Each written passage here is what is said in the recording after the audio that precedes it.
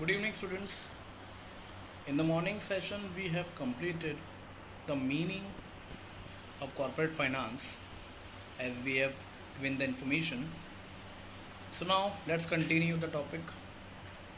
Importance of corporate finance.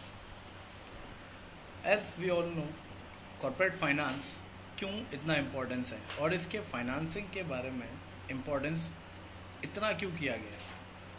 In the function management of business enterprise, importance is given to production, finance, marketing, personal activity. Among all this activity, utmost importance is given to financial activity. जैसे कि हम सब जानते हैं, कोई भी business हो, उसमें कोई भी काम करो, सबसे इम्पोर्टेंट है उसकी फाइनेंशियल एक्टिविटीज़. अगर उसकी फाइनेंशियल एक्टिविटीज़ पे कंट्रोल नहीं हुआ तो सारी एक्टिविटी यूजलेस हो सकती है, ऑलमोस्ट हो जाती है.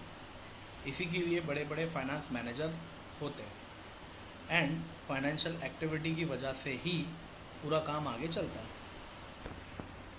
सो इसमें हमारा पहला पॉइंट आता है helps in decision making. Corporate finance किस चीज़ में हमें डिसीजन के लिए मेकिंग में हेल्प करता है. Most of the important decision of business enterprise are determined on the basis of availability of funds. It is difficult to perform any function of business enterprise independently without finance. वैसे हम कहते हैं ना, finance is a blood of the business, is a blood. बिना blood के body जैसे काम नहीं कर सकती, उसी तरीके से ये चीज़ भी बिल्कुल काम नहीं कर सकता. And every decision in the business is needed to be taking keeping in the view of its impact on profitability. There may be number of alternative but the management is required to select the best one with the enhanced profitability. अभी decision एक तो हो नहीं सकता, बहुत सारे लोग मिल के देते हैं इस कंपनी में. जैसे बोर्ड ऑफ डायरेक्टर्स होते हैं, फाइनेंस मैनेजर होते हैं, चार्टर्ड अकाउंटेंट्स होते हैं. उन सबको मिल के अपने सब डिसीजन बीओडी के सामने रखने होते हैं. वैसे बता दूं, बीओडी कौन होते हैं? बोर्ड ऑफ डायरेक्टर्स, जिनका काम होता है कंपनी के फैसले करना. जब बहुत सारी बातें, बहुत सारे डिसीजंस, सब सुझाव एक साथ उनकी मीटिंग्स में जब वो डिस्कस करते हैं, उसके बाद जो सबसे बेस्ट ऑप्शन उन्हें लगता है वो उसको एग्जीक्यूट करते हैं. Business organisation can give green signal to the project only when it is financially viable. अगर जब उन्हें लगता है कि हाँ ये बिज़नेस में हमें बेनिफिट है, फ़ायदा हो सकता है, तो ही वो उस चीज़ को आगे बढ़ाते हैं. Thus corporate finance plays significant role in the decision making process. So हमारे पहले पॉइंट से हम ये सीखते हैं कि फाइनेंसिंग के बारे में हमें डिसीजन लेने में बहुत ही बेनिफिट मिलता है. दूसरा हम ये कह सकते हैं helps in raising capital for a project. Project, किसी भी चीज़ के प्रोजेक्ट को रेज करने के लिए wherever a business firms wants to start a new venture हम कह सकते हैं कोई नया business, it needs to raise a capital. Business firm can raise funds by issuing shares, debenture, bond or even by taking loan from the bank. अब वो तो businessman और उनकी कंपनियों के ऊपर डिपेंड करता है कि वो कहाँ से पैसे को रेस कर सकते हैं. चाहे तो शेयर इशू कर सकते हैं मार्केट में, क्या डिबेंचर इशू कर सकते हैं, बॉन्ड्स इशू कर सकते हैं, या फिर लोन ले सकते हैं. हालांकि सबसे बेस्ट मेथड सब जानते ही हैं, शेयर्स इशू कर होता है. बट सिर्फ शेयर इशू करने से ही फाइनेंसिंग का काम नहीं होता. सो दूसरा पॉइंट हमें सिखाता है कैपिटल फॉर अ प्रोजेक्ट, ये रेस करने में काम आता है. Third, helps in research and development. Obviously आज हम जितनी बड़ी बड़ी कंपनियों को देखते हैं, उनकी सबकी एक अपनी पहचान है. रीज़न ये है कि उन्होंने अपने आगे बढ़ने में सबसे ज़्यादा रिसर्च एंड डेवलपमेंट पे खर्चा किया. अगर वो ना करते तो आगे भी नहीं बढ़ पाते. जो कंपनी रिसर्च एंड डेवलपमेंट पे खर्चा करती है वो कंपनी बहुत प्रॉफिट कमाती है. सो research and development must undertaken for the growth and expansion of business. क्योंकि आज के इस दौर में अगर कोई कंपनी सिर्फ पुराने आउटडेटेड तरीके से बिजनेस करेगी तो वो पीछे रह जाएगी. तो हर कोई कंपनी ये सोचती है कि वो आगे बढ़े. Research and development is lengthy process and therefore funds have to made available through research work. This would required continuous financial support. Many a time company has to upgrade its old product और develop a new product to attract the consumers. जैसे कि हम खुद आज हम old products को नहीं लेते हैं. क्यों? क्योंकि हमें आउटडेटेड प्रोडक्ट चाहिए. हाँ, पहले हम लिया करते थे बट अब नहीं खरीदते. तो उसी तरीके से हर कंपनी को ये सोचना पड़ता है। जैसे कि आज हम सेलफोन्स की बात करें तो हर एक महीने में नए नए सेलफोन्स भी आ जाते हैं। सो हम हमेशा ये सोचते हैं कि अभी अपडेटेड वाला लेंगे, अपडेटेड वाला लेंगे। तो उसी तरीके से कंपनी भी सोचती है कि कस्टमर्स को भी हमें नया देना है। सो अब नया कुछ बनाना है तो उनके लिए रिसर्च एंड डेवलपमेंट तो करना पड़ेगा। अब रिसर्च एंड डेवलपमेंट का काम बहुत ही आसान तो नहीं होता, बहुत सारा फाइनेंस लगता है। तो फाइनेंस भी अवेलेबल होता है इस चीज़ के लिए। बट अगर जिस किसी कंपनी ने अगर एक बार इसको आगे बढ़ा दिया तो डेफिनेटली वो आगे बढ़ जाती है, बिकॉज उन्होंने पहले से रिसर्च करके रखा हुआ है। अब जैसे कि ये कोविड-19 का महामारी चल रही है, आप खुद देख ही रहे हो। अब जो भी कोई कंपनी दवाई बनाने वाली इस रिसर्च एंड डेवलपमेंट को करके कोविड-19 को मारने की दवा अगर बना देती है तो उन्हें खर्चा तो करना पड़ेगा, लेकिन अगर बन गई तो सबसे ज़्यादा प्रॉफिटेबल कंपनी वही होगी। क्योंकि सब जानते हैं फार्मास्यूटिकल बिजनेस किस लेवल पे आता है। वो भी अपने आप में कॉर्पोरेट कंपनी है, उनका भी कैपिटल बहुत ही हाई होता है। खैर, नेक्स्ट पॉइंट देखते हैं। Helps in smooth running of business form. A smooth flow of corporate finance is needed so that salaries of employees are paid on time, loans are clear on time, raw material is purchased whenever required। अब देखो इतनी बड़ी company चल रही है, अब इस company को चलाने में अगर समझो मान लो एम्प्लॉयज़ की सैलरी अगर अटक जाए तो बहुत तकलीफ़ हो सकती है। बिकॉज एम्प्लॉय की सैलरी अटकना फिर वो काम नहीं कर पाएगा, तो उनको सैलरी तो देनी पड़ेगी एनी हाउ। वो सैलरी कम ना पड़ जाए इसलिए फाइनेंस तैयार करना पड़ता है। इवन दो जो कंपनी ने लोन ले रखा है वो लोन को भी उन्हें टाइम पे करना है, साथ में इंटरेस्ट भी देना है। एंड जो प्रमोशन करते हैं कंपनी वाले अपने प्रोडक्ट्स को बेचने के लिए स्मूथली, और नए प्रोडक्ट को लॉन्च करने के लिए भी जो खर्चा करते हैं वो उन्हें करना ही पड़ेगा, वो उसे टाल नहीं सकते। अगर ये उन्होंने किया तो फिर उनका इतना बड़ा जो बिज़नेस का पूरा सेटअप है वो वेस्ट हो जाएगा। सो बिज़नेस को चलाना है स्मूथली तो ऑब्वियस सी बात है उन्हें हर चीज़ को एक साथ में लेकर चलना ही है। फिफ्थ पॉइंट में हम कह सकते हैं कोऑर्डिनेशन बिटवीन वेरियस एक्टिविटी। अब देखो कोई भी कंपनी में सिर्फ एक डिपार्टमेंट तो होता नहीं, बहुत सारे डिपार्टमेंट्स होते हैं, तो उन्होंने हर डिपार्टमेंट को एक अलग लेवल दिया हुआ है। Corporate finance plays a significant role in control and coordination of all activities in an organization. For example, production will suffer if the finance department does not provide adequate finance for the purchase of raw material। अगर finance department उनको बराबर से raw material लाने के लिए पैसे नहीं देता है तो जो प्रोडक्शन के लिए रॉ मटेरियल लगता है वो आएगा ही नहीं, और वो आएगा ही नहीं तो प्रोडक्शन होगा ही नहीं, तो ऑर्डर जो लिए गए थे वो वैसे फेल हो जाएंगे। Due to this sales department को भी सफ़र करना पड़ेगा। मतलब हम कह सकते हैं कि यहाँ पे एक चेन बनी हुई है, किसी एक ने भी अगर अपनी ड्यूटी नहीं निभाई तो उसका इफेक्ट दूसरे डिपार्टमेंट को ज़रूर पड़ेगा, चाहे वो पैकिंग डिपार्टमेंट हो, चाहे वो ट्रांसपोर्टेशन वाला हो, चाहे फिर वो सेल्स का हो, या फिर ऑर्डर लाने वाला हो, या फाइनेंस हो। अगर एक फाइनेंस की वजह से अगर इशू होता है तो ये सब प्रॉब्लम अराइज हो सकती है। चलिए एग्जांपल ले लेते हैं। सपोज मान लीजिए कि एक अमूल की फैक्ट्री है।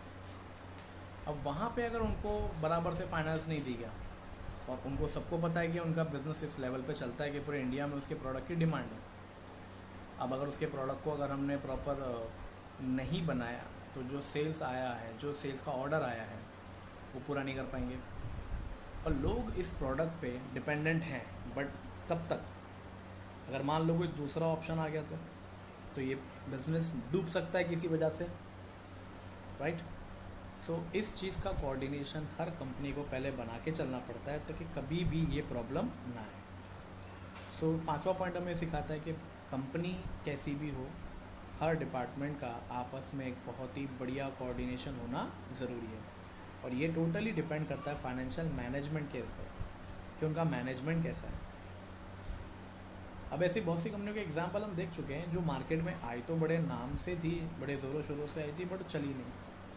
रीज़न उनका फाइनेंस मैनेजमेंट ठीक नहीं था। चलिए नाम ले लेते हैं। किंगफिशर एग्जांपल, कितनी बढ़िया कंपनी थी, एयरलाइंस शुरू की 2004 में, अच्छा प्रॉफिट भी कमाया, लेकिन अचानक ऐसा क्या हो गया कि बिज़नेस को एकदम बंद करना पड़ा, लॉस में चली गई, बैड डेट क्रिएट होने लग गया।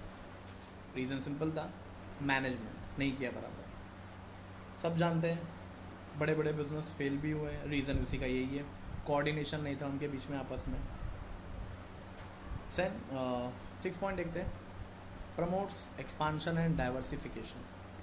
एक्सपांशन का मतलब होता है आगे बढ़ाना, और डाइवर्सिफिकेशन का मतलब होता है अलग अलग वैरायटी होना।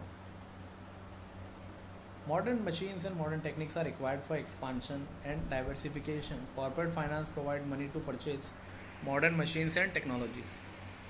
Therefore, finance became mandatory for expansion and diversification of a company. Yes.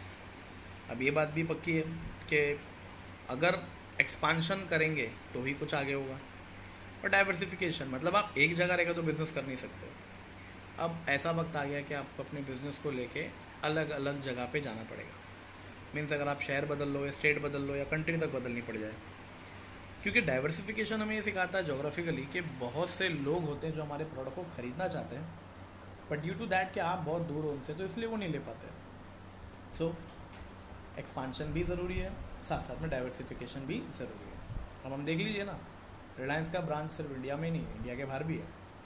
Same goes with the Tata, Tata का भी सेम ब्रांच बाहर भी है, इंडिया में भी है। क्यों डाइवर्स हुए? वैसे तो ये एलपीजी का एक कंसेप्ट है, लिबरलाइजेशन, प्राइवेटाइजेशन, ग्लोबलाइजेशन। ग्लोबलाइजेशन सब जानते हैं, इंटरनेशनली हम अपने बिजनेस को लेकर कहीं पर भी जा सकते हैं, और उनकी कंपनियों को भी हम इंडिया में आने के लिए इनविटेशन दे ही चुके हैं। देन 7 पॉइंट है मैनेजिंग रिस्क। अभी रिस्क एक ऐसी चीज़ है जो कभी भी अराइज हो सकता है। So company has to manage several risks such as sudden falls in sales, loss due to natural calamity, loss due to strikes। कुछ ऐसी चीज़ें होती जो अपने हाथ की नहीं होती, अब लॉस तो होगा। सो एनी हाउ आप अपने आप में इतने स्ट्रॉन्ग होने चाहिए कि अगर ऐसा कुछ इशू आ जाए तो आपके साथ आपके पास जो लॉस हो रहा है आप उसको संभाल सकते। अभी ये कोविड-19 की वजह से पूरे वर्ल्ड की बड़ी बड़ी कंपनियों को लॉस झेलना पड़ा। कुछ कंपनियां शटडाउन होने के लेवल पे आ गई, कुछ कंपनियां अपने एम्प्लॉयज़ को जॉब छोड़ने के लिए कह रही है, और जिनको रख रही है उनको बराबर से पे भी नहीं दे रही है, और जिनके पे आ रहे थे उनको आधा पे या फिर उससे भी कम। अब ये जो रिस्क है, ये जो लॉस है, ये अनबेरेबल है, अनरिपेयरेबल है, बहुत लॉस हो चुका। बट अगर ऐसी भी कंपनियां हैं जिन्होंने ऐसे वक्त पर डोनेशन भी दिया है, अब आप सोचिए ज़रा, डोनेशन कौन दे सकता है? जो कंपनी उतनी लेवल पे है। अब वो कंपनी ऐसे कैसे बन गई? रीज़न सिंपल है, उन लोगों ने अपना मैनेजमेंट लेवल बहुत पहले से अच्छा करके रखा हो। ये बहुत ज़रूरी है। जब अच्छा बिज़नेस होता है, प्रॉफिट होता है, तो इसका मतलब ये नहीं कि हमेशा हम सिर्फ और सिर्फ अपने बिज़नेस को लेके चलें, नहीं, हमेशा कुछ मैनेज करके एक सेव करके अमाउंट रखना पड़ता है कि ऐसे वक्त पे काम आता है, तो हम उस पैसे से रिस्क को मैनेज कर सकते हैं। देन 8 पॉइंट बताता है कि ओल्ड जो एसेट्स होते हैं उनको रिप्लेस करना, replace old asset. Assets such as plant and machinery become old and outdated over the years. देखो, कोई भी एसेट लेके आ जाओ, कब तक चलेगा? एक लेवल के बाद तो वो ख़राब होना ही है उसको। They have to replace by new assets. Finance is required to purchase new assets. Then payment of dividend and interest, yes, सबसे इम्पॉर्टेंट चीज़ है। मैंने आपसे पहले भी कहा, फिर से कहता हूँ, याद रखना, शेयर होल्डर्स को क्या मिलता है? डिविडेंड। और उसके अलावा कोई भी नाम अगर मैं लूँ तो आप क्या कहोगे? इंटरेस्ट मिलता है। अब कोई भी, जैसे कि मैं कहता हूँ डिबेंचर, बॉन्ड, डिपॉजिट्स, लोन, तो इंटरेस्ट है। बट जहाँ बात शेयर होल्डर की आ जाती है तो आपका आंसर हो जाता है डिविडेंड। अब फाइनेंस ही अगर नहीं होगा, अगर मैं अपने क्रेडिटरों को पे ही ना कर पाऊँ तो वो लोग तो फिर कोर्ट में केस कर ही देंगे।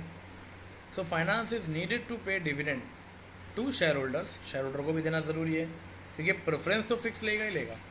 इक्विटी के लिए चलो नॉट फिक्स्ड है, बट ये कंपनी की गुडविल पे भी इफेक्ट करता है।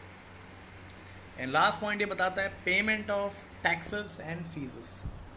अब कॉरपोरेट कंपनियां इतना कमाती है इस देश में, तो हमारी गवर्नमेंट, हमारी इनकम टैक्स अथॉरिटी को भी टैक्स की ज़रूरत होती है, वैसे देना ही पड़ेगा। आप करोड़ों अरबों में कमा रहे हो, so company has to pay taxes to government such as income tax, like GST देना पड़ता है जो गुड्स में या सर्विस में डील करता है ना। और रजिस्ट्रार ऑफ कंपनीज को भी देना पड़ता है अपने सर्टिफिकेट को रजिस्ट्रेशन या रिन्यू करवाने के लिए। So finance is needed for paying this taxes and fees, ये बहुत ज़रूरी है। फाइन, सो इसी के साथ हमारा ये एक टॉपिक जो है वो कवर होता है। We can say this points काफ़ी आसान है। इम्पोर्टेंस ऑफ कॉर्पोरेट फाइनेंस जो हमने देखा, इसमें लगभग 10 पॉइंट है। एग्ज़ाम में ये क्वेश्चन पूछने के फुल ऑन चांसेस है, जिस तरीके से लास्ट एग्जाम में भी पूछा था। 5 मार्क्स इसका वेटेज है। आप चाहो तो अपने हिसाब से कोई भी 7 पॉइंट्स एग्जाम में लिख सकते हो, जो भी आप चाहो। हाँ, अभी नई नई बुक्स निकलेंगी मार्केट में, तो जो आप प्रेफर करना चाहो कर सकते हो, बट अब साल भर फिर एक ही बुक प्रेफर करना है। मैं आपसे कहूँगा कि टेक्स्ट बुक जो गवर्नमेंट की अभी आई है ये बेस्ट है, जो कि जिससे हम खुद पढ़ रहे हैं, सबसे बेस्ट मटेरियल यही है। फाइन, अगर आप इसके पॉइंट्स को धीरे धीरे पढ़ के, है ना, करते हो तो भी आपको याद हो जाएगा। नेक्स्ट, इसके बाद आता है capital requirement, one of the most important topic. अब कैपिटल रिक्वायरमेंट में 2 चीज़ें आती हैं, एक आता है फिक्स कैपिटल और दूसरे का नाम है वर्किंग कैपिटल। चलो पहले फिक्स कैपिटल वर्किंग कैपिटल को हम देख लेते हैं, इसका मतलब समझ लेते हैं। फिक्स कैपिटल वो पैसा होता है जिससे हम कोई फिक्स असेट खरीदते हैं जो लंबे समय के लिए हमारे बिजनेस में रहेगा और उससे हमें बहुत सारा बेनिफिट मिलेगा, लेकिन उसे हम बेचेंगे नहीं, कभी बेचना नहीं है, सिर्फ असेट है हमारा। जैसे कि मैंने शॉप खरीदी, गोडाउन खरीदा, लाइक दिस। और वर्किंग कैपिटल को हम ये कह सकते हैं वो पैसा होता है जो उस एसेट को चलाने के लिए खर्चा होता है। लाइक मान लीजिए मैं कार खरीद कर लेकर आया, इट्स अ फिक्स कैपिटल से खरीद के लेके आया। क्या लेके आया? Fix asset. अब कार तो कोई रोज़ रोज़ खरीदता नहीं है, लेकिन हाँ उस कार को चलाने के लिए जो पेट्रोल लगता है, that's a working capital. Petrol तो मुझे लग सकता है रोज़, तो अगर वो पेट्रोल ना हो तो ये फिक्स कैपिटल जो फिक्स असेट आया है कोई काम का नहीं है। और सिर्फ वर्किंग कैपिटल लेके मैं बैठा हूँ, फिक्स असेट ही नहीं है, तो वर्किंग कैपिटल भी मेरे कोई काम का नहीं है। इन दोनों चीज़ों का होना मेरे लिए काफ़ी ज़रूरी है। एग्ज़ाम में चांसेस ज़्यादा होते हैं इसके डिस्टिंग्विश बिटवीन में पूछने के, या तो फिर आंसर से पूछने के। फाइन, आंसर से पूछा तो ठीक है, नहीं तो डिस्टिंग्विश तो पक्का पूछेगा, कोई भी एक लेके ना, कोई भी एक। सो इस क्वेश्चन को देख लेते हैं, factors affecting fix capital requirement. 5 mark का क्वेश्चन है।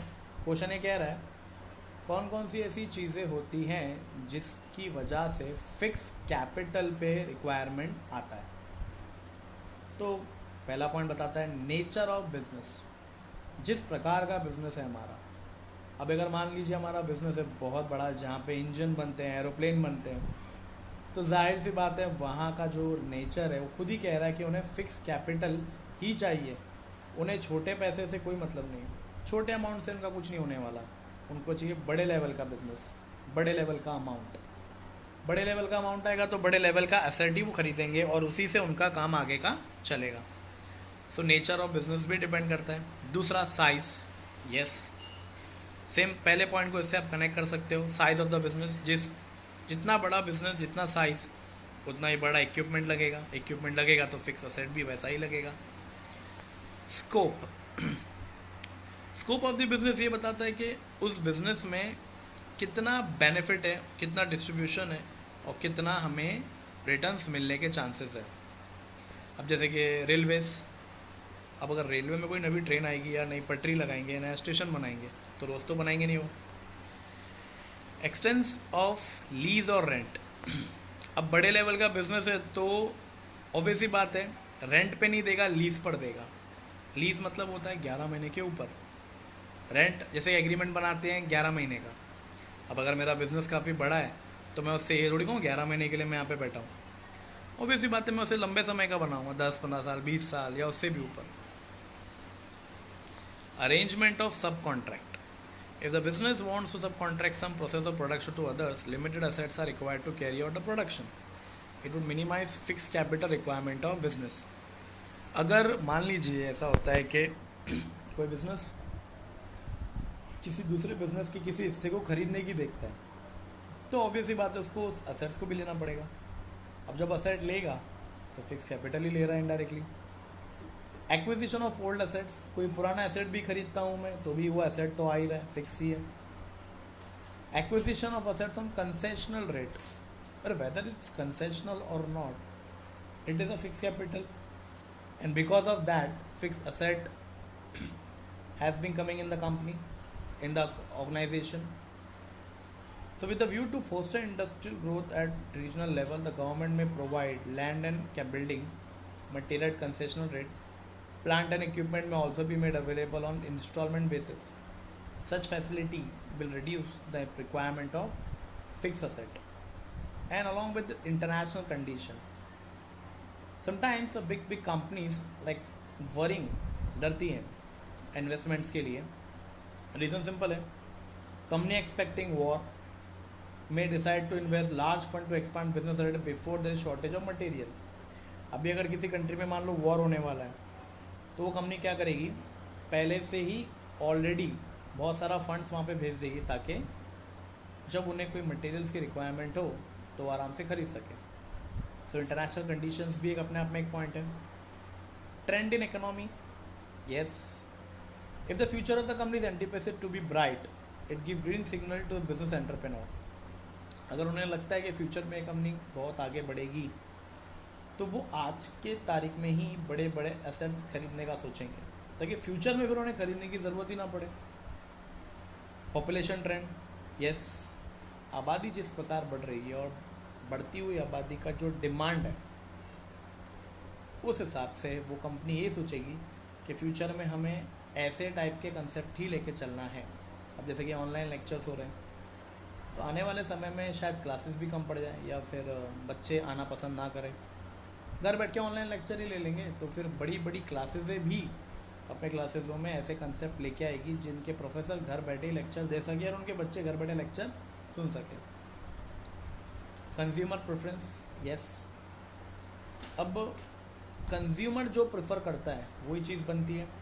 अब जैसे कि मोबाइल फ़ोन्स की कंपनियां, उनके बीच में एक अलग ही कंपटीशन है, हर बार कुछ ना कुछ नया नया लेके आते रहते हैं।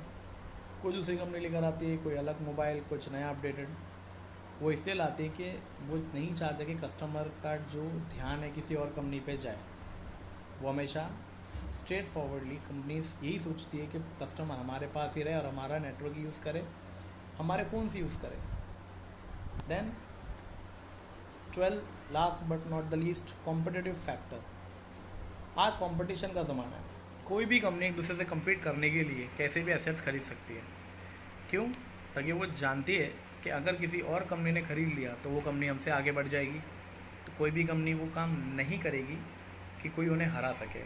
एक कॉम्पिटिटिव लेवल इस तरीके का चलता है कि nobody would like to lose the game, क्योंकि सब जानते हैं एक बार जो मार्केट से हारा उसे दोबारा शायद मार्केट में एंट्री मिलती भी नहीं है। जैसे कि हम ब्लैकबेरी देख सकते हैं, HTC, नोकिया, इन कंपनियों ने अगर उसी वक्त पे कुछ नए नए बड़े बड़े चेंजेस ले आए होते तो शायद ये कंपनी आज टिकती मार्केट में, लेकिन ऐसा नहीं है बिकॉज इन्होंने यही सोचा कि कस्टमर हमारी डिमांड करेंगे।